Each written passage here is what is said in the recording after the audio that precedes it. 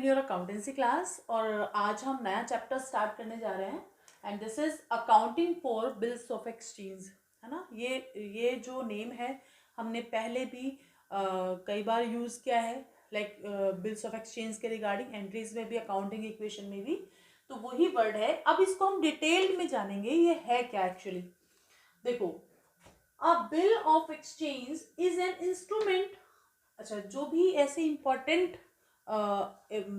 Important like documents होते हैं इन्हें इंस्ट्रूमेंट के नाम से जाना जाता है ना, जिनकी मॉनेटरी वैल्यू होती है। तो अ bill of exchange is an instrument is writing containing an unconditional order signed by maker, right, directing a certain person to pay a certain sum of money only to or the order of a certain person or to the bearer of the instrument। देखो क्या मतलब है इसका भाई। ये एक ऐसा instrument है जिसके अंदर जो कंटेन लिखे जाते हैं, यानी कि this is ordered by a sign और मेकर, है ना।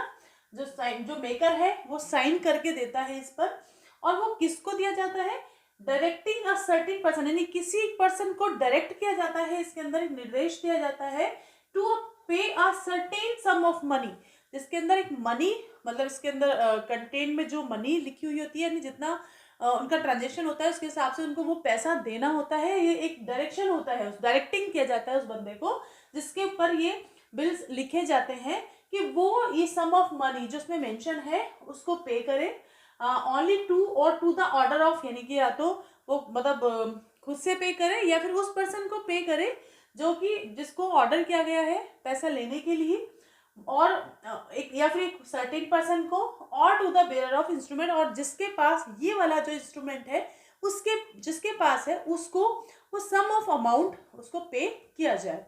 ठीक है, तो बेसिकली तो ये होता क्या है, ये कॉन्सेप्ट क्या है, ये आपको हाँ एक सेकंड, एक लाइन और है इसके अंदर। This is a legal instrument. ये कैसा इंस्ट्रूमेंट है भाई, लीगल इंस्ट्रूमेंट है ये, है ना। लीगल इंस्ट्रूमेंट है, जाहिर सी बात है इसको लीगल पावर मिला हुआ है। तो issued under the negotiable instrument act 1881, यानी कि इसको जब इशू किया जाता है तो किस एक्ट के अंडर ये इशू होता है, negotiable instrument act 1881। Okay, 1 mark का क्वेश्चन है ये भाई। तो बेसिकली ये है क्या, दोबारा देखते हैं हम। पार्टीज ऑफ बिल एक्सचेंज, देखो एक होता है ड्रॉयर और एक होता है ड्रॉई, है ना। एक ड्रॉयर होता है और एक ड्रॉई होता है। ये समझो कि यहाँ पर एक सेलर होता है और एक बायर होता है। ठीक है, सेलर ने बायर को गुड्स सेल किया, है ना, इसने इसको गुड्स सेल किया। ठीक है, सपोज करो 50,000 का गुड्स सोल्ड किया, राइट। अब भाई अब क्रेडिट बेस पे ट्रांजेक्शन हुआ, ये ट्रांजेक्शन कैसे हुआ, क्रेडिटर पर ना, क्रेडिट बेस पर। तो ये कौन हुआ, बेसिकली डेटर, है ना, और इसके लिए हम कौन हो गए, क्रेडिटर। ठीक है, इसने 50,000 का गुड्स बायर को सेल किया ऑन क्रेडिट बेस पर, ऑन क्रेडिट बेस पर। ठीक है, अब क्रेडिट बेस पर गुड्स सोल्ड किया तो कोई एविडेंस तो है नहीं हमारे पास, है ना। तो उस कंडीशन में एक जो ये नेगोशिएबल इंस्ट्रूमेंट है इसका यूज किया जाता है, कैसे, ताकि एक काइंड ऑफ एक आप ही समझो कि एश्योरेंस बना रहे, है ना। तो अब क्या होता है कि सेलर जब इस पर ये गुड्स सेल करता है इसको बायर को, तो ये इसके ऊपर एक बिल ड्रॉ करता है। क्या करता है, बिल ड्रॉ करता है, लिखता है बिल। ठीक है, फॉर द सम अमाउंट। तो ये 50,000 का एक बिल इस पर लिखता है, राइट। अब सेलर ने इसने बिल लिखा किस पर, बायर पे, है ना। तो ये क्या करेगा, इस बिल पर अपनी एक्सेप्टेंस देगा, है ना, यानी कि ये इसके पर बिल को जो सिग्नेचर करके देगा। इसको एक बार दोबारा से समझते हैं अपन,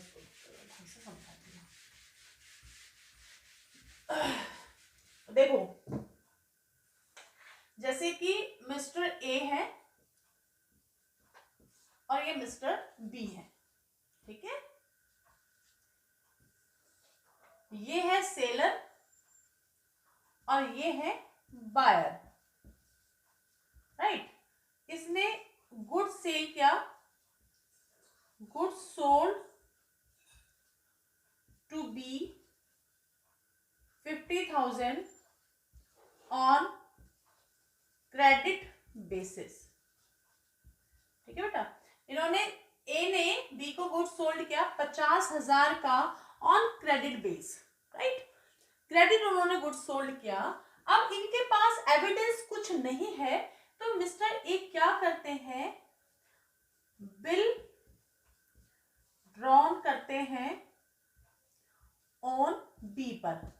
मिस्टर ए बिल बी पर एक बिल ड्रॉन करते हैं फॉर द 50,000, 50,000 का एक बिल लिखते हैं बी के ऊपर, है ना। और जो बी है, बी भाई साहब क्या करेंगे,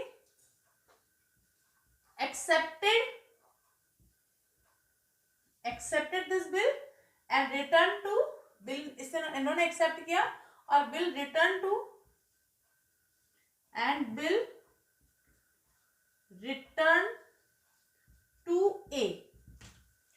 ठीक है, यानी कि ए ने बी पर बिल लिखा, बी ने उस बिल पर सिग्नेचर किया, एक्सेप्टेंस दी कि ठीक है आपने क्रेडिट बिल लिखा, मैं आपको एश्योरेंस देता हूं कि मैं ये बिल का अमाउंट पे कर दूंगा, है ना। तो ये बेसिकली क्या होता है, ये जो इसका जो पीरियड होता है 30 डेज हो सकता है और या 2 मंथ हो सकता है, राइट, 3 मंथ भी हो सकता है, दिस इज डिपेंड ऑन इनके टर्म्स कंडीशन।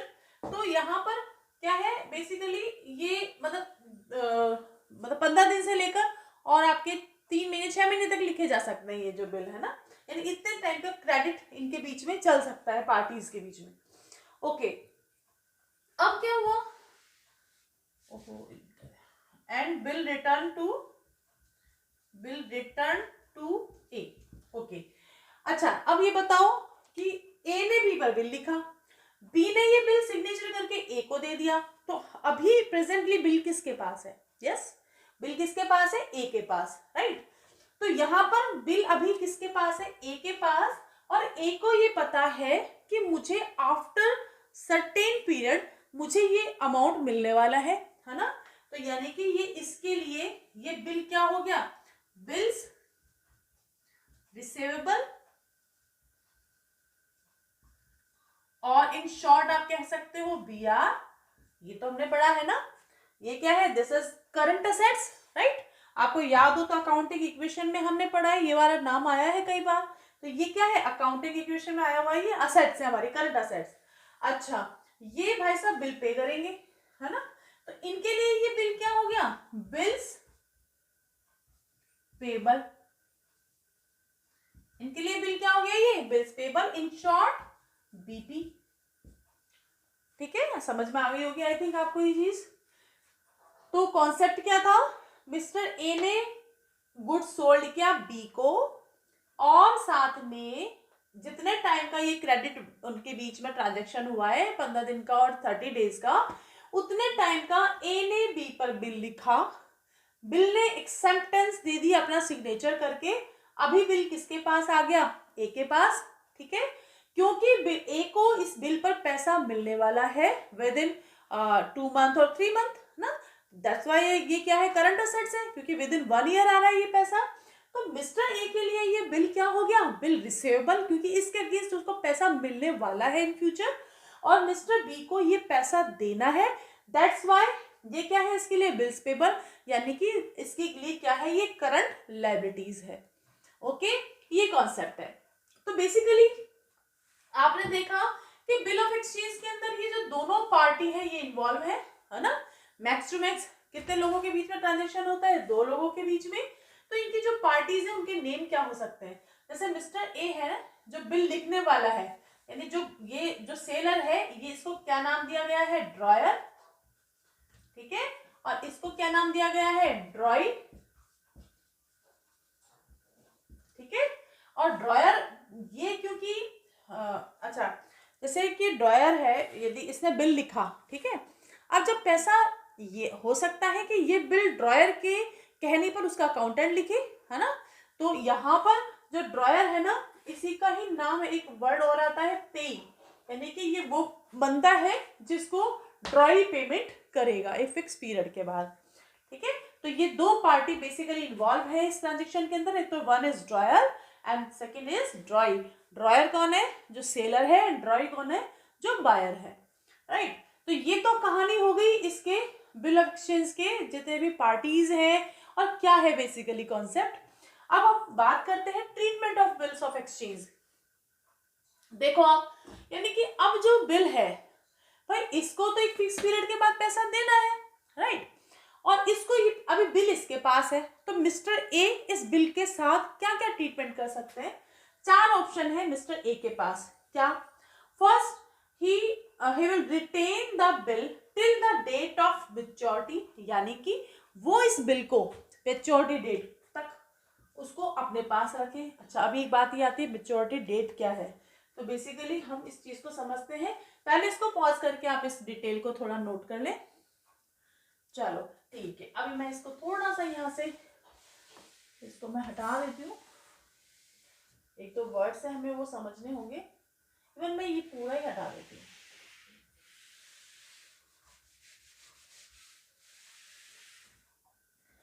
ठीक है, तो हाँ, अब जैसे कि यहाँ पर मिस्टर ए है और इन्होंने मिस्टर बी पर बिल लिखा है ना,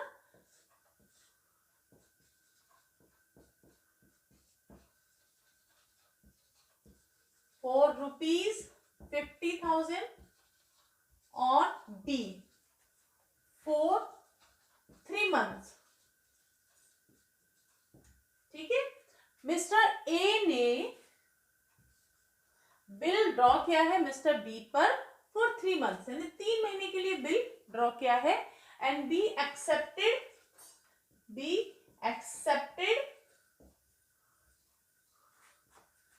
दिस बिल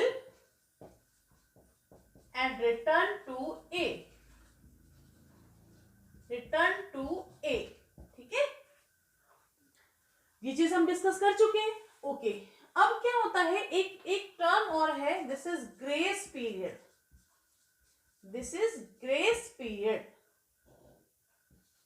ग्रेस पीरियड का मतलब क्या है कि सपोज करो ये बिल मान लो 1 अप्रैल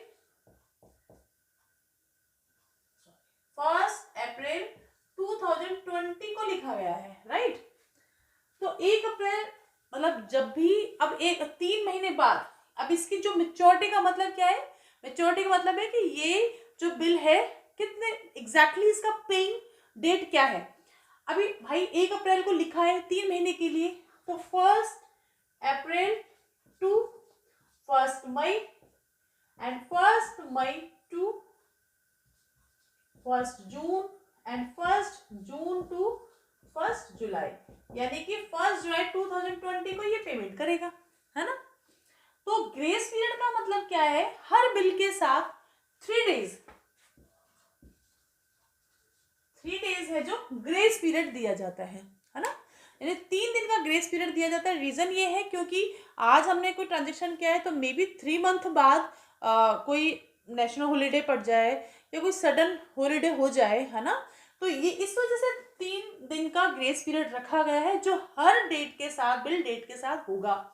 जैसे कि अब यहाँ पर 1 जुलाई को ये इसका पेमेंट डेट आ गई and this is maturity date. ये क्या है?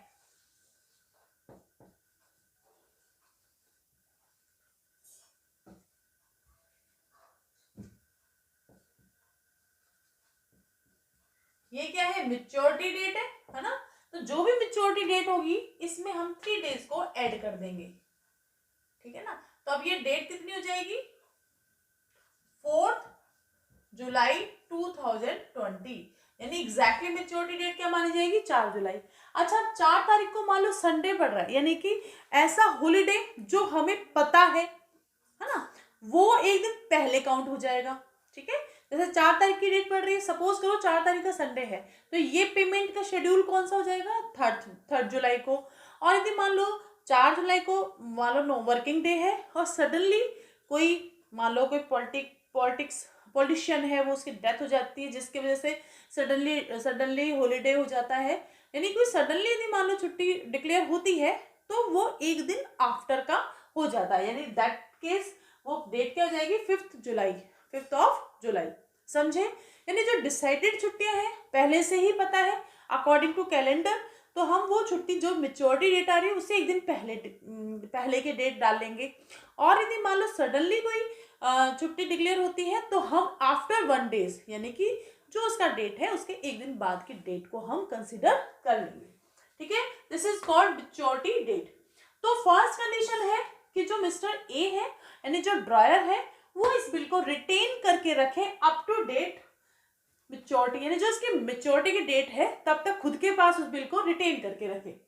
सेकेंड कंडीशन है bill discounted from the bank, क्योंकि ये लीगल नेगोशिएबल इंस्ट्रूमेंट है तो बैंक इसको अपने पास रखकर और इस बिल का पेमेंट कर सकती है। बिल डिस्काउंटेड यानी जैसे मान लो 50,000 का बिल है तो वो इनके जो भी टर्म्स कंडीशन है यानी जितना भी ये चार्जेस बैंक काटता है उतना चार्ज काट के बैंक उस बिल को अपने पास रख लेता है और इसको क्या कर देता है, फिर इसका पेमेंट जो है वो जो ड्रॉयर है उसको ये दे देता है। देखो हमने डेफिनेशन में पढ़ा था कि इस नेगोशिएबल इंस्ट्रूमेंट जिसके पास है जो भी इसका बेरर है उसको इसका पेमेंट किया जाएगा। अभी बिल किसके पास है, बैंक के पास, तो जब भी ड्रॉई पेमेंट करेगा तो ये पेमेंट किसके पास चला जाएगा, इसके पास चला जाएगा, किसके पास, बैंक के पास, क्योंकि बिल अभी किसके पास है, बैंक के पास। अभी इन चारों कंडीशन में हम ये भी देखेंगे मेच्योरिटी डेट पे बिल है किसके पास। जैसे पहला वाला केस है तो मेच्योरिटी डेट में बिल किसके पास है, ड्रॉयर के पास। सेकंड में बिल डिस्काउंट करा लिया यानी कि बिल को बैंक में जाकर जमा कराया और उसको डिस्काउंट करा लिया, कुछ उनके जो चार्जेस हैं उसमें से डिडक्ट करवा कर। ठीक है, नाउ बिल किसके पास है, बैंक के पास। थर्ड कंडीशन है endorse the bill in favour of creditor और थर्ड पार्टी। एंडोर्स करना यानी कि थर्ड पार्टी को अपना बिल को देना। लाइक मिस्टर ए है, मिस्टर ए ने बी पर बिल लिखा, बिल अब मिस्टर ए के पास आया, मिस्टर ए के असेट्स है, मिस्टर इस बिल का कुछ भी कर सकते हैं। तो मिस्टर ए ने थर्ड ऑप्शन लिया यानी कि मिस्टर ए का भी कोई क्रेडिटर था, मिस्टर ए को भी किसी का पेमेंट करना था, क्योंकि ये जो बिल है नेगोशिएबल है, इसमें किसी पार्टी का नेम नहीं है, तो इस बिल को वो किसी थर्ड पार्टी को भी दे सकता है। यानी कि मिस्टर ए, मान लो मिस्टर ए को किसी का पैसा देना है, वो मिस्टर एक्स है, तो एक्स को ये बिल इशू किया जा सकता है और मिस्टर ए अपना पेमेंट इसको कर सकते हैं इस बिल के थ्रू, है ना। दिस इज कॉल्ड एंडोर्स, इसको एंडोर्स करना भी बोलते हैं ना। तो उस कंडीशन में ये जो बिल को दे रहा है, इशू कर रहा है, ये एंडोर्सर हो जाएगा और जो बिल को ले रहा है वो हो जाएगा एंडोर्सी, राइट। फिर है fourth condition bill sent for collection. ठीक है, अभी क्या हुआ कि मिस्टर ए के पास मान लो एक तो 50,000 का ये बिल आ गया, ऐसे 10 बिल और आ गए, है ना, अलग अलग डेट के। तो मिस्टर ए यदि ए इसको रिटेन करके रखता है तो मे बी वो बिल मिसप्लेस हो जाए या मतलब कहीं पर भी कैसे भी इधर उधर हो सकते हैं, तो वो क्या कर सकता है, इन बिल को जैसे आया उसको कलेक्शन के लिए किसके पास भेज देता है, बैंक के पास, है ना। तो जैसे बिल आया, मान लो 10 बिल आए, 10 बिल के अलग अलग मेच्योरिटी डेट है, आज की तारीख में 10 बिल आए, अलग अलग मेच्योरिटी डेट है, उन बिल को कहाँ भेज दिया, सेंड फॉर कलेक्शन, यानी कलेक्शन के लिए बैंक को भेज दिया। जैसे जैसे ड्यू डेट आएगी बैंक उन बिल को कलेक्शन पे भेजेगा और उन पैसों को लेकर जो ड्रॉयर है इसके अकाउंट में जमा करा देगा। ठीक है, 4 कंडीशंस है, चारों कंडीशन में किसी भी कंडीशन का वो यूज कर सकता है या चारों कंडीशन का भी यूज कर सकता है। लाइक कुछ बिल उसने रिटेन करके रख लिए, कुछ बिल उसने डिस्काउंट करा लिए, कुछ बिल उसने एंडोर्स कर दिए और कुछ बिल वो कलेक्शन पर उसने भेज दिया। यानी कोई एक ऑप्शन भी ले सकता है और 4 ऑप्शन भी ले सकता है। दिस इज टोटल चॉइस किसकी, मिस्टर ए की है कि वो उन बिल के साथ क्यों करे, वो क्या करे, क्योंकि अल्टीमेटली ये जो बिल है वो मिस्टर ए की क्या है, करंट असेट्स है। Is that clear? तो आप इसको नोट करें।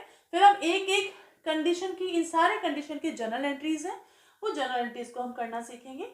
तो पहले आप इस डिटेल को समझें और इसको नोट कर लें।